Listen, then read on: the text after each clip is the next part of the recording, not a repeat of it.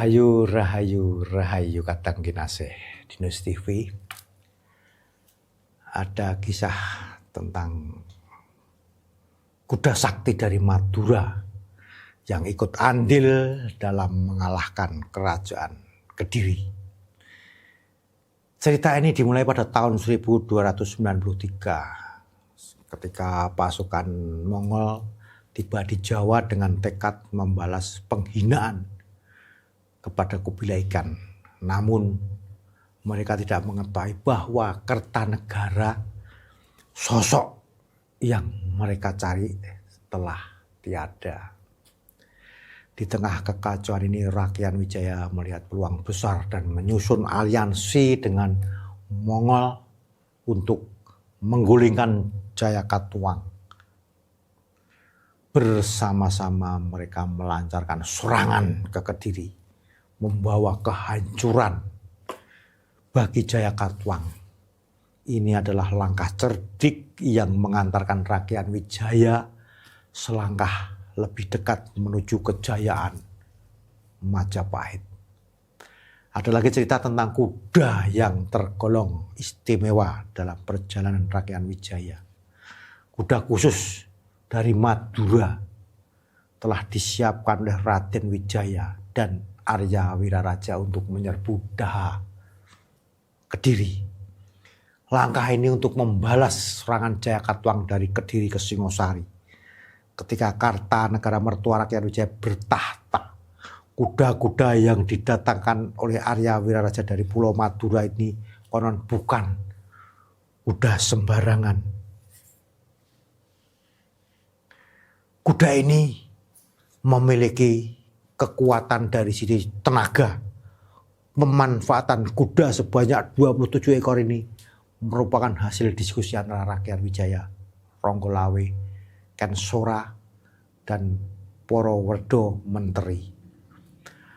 Menurut buku berjudul Menuju Puncak Kemegahan, Sejarah Kerajaan Majapahit, mereka berunding untuk merencanakan skema penyerangan terhadap kerajaan Kediri yang memberontak kepada Raja Kertanegara yang terakhir berkuasa di Singosari atau Tumapel.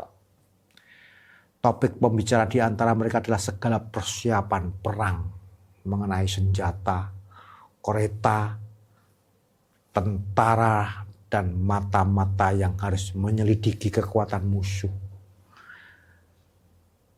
Tegalam serta dusun mana yang harus dilalui dalam perjalanan tentara menyerbu Kediri. Ringkasnya, mereka merundingkan segala persiapan perang seteliti-telitinya. Akhirnya Ronggolawe mengajukan usul perihal armada yang akan digunakan berperang.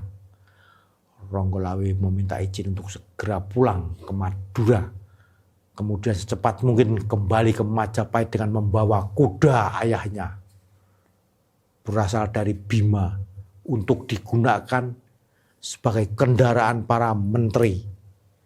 Usul itu disetujui Ronggolawe lalu pulang. Pada bulan Waisoko, Menteri Dasegara Winotan datang di Majapahit sebagai utusan Raja Jayakatwang. Kedatangannya ke Majapahit membawa pesan agar Rakyat Wijaya segera ke Daha. Setelah berburu, kemudian berangkat lagi bersama Raja Jayakatwang ke Majapahit untuk berburu. Kebetulan pada waktu itu Ronggolawe tiba dengan kapal dari Madura membawa kuda. Kuda segera diturunkan dari kapal. Menteri Sakurowinotan heran melihatnya. Rakyat Wijaya segera memberi keterangan bahwa kuda-kuda itu yang dimaksud untuk persiapan berburu. Kudanya telah datang, tapi anjingnya belum. Demikian pula jaring-jaringnya. Pada awal bulan berikutnya, anjing dan jaring itu sudah akan siap.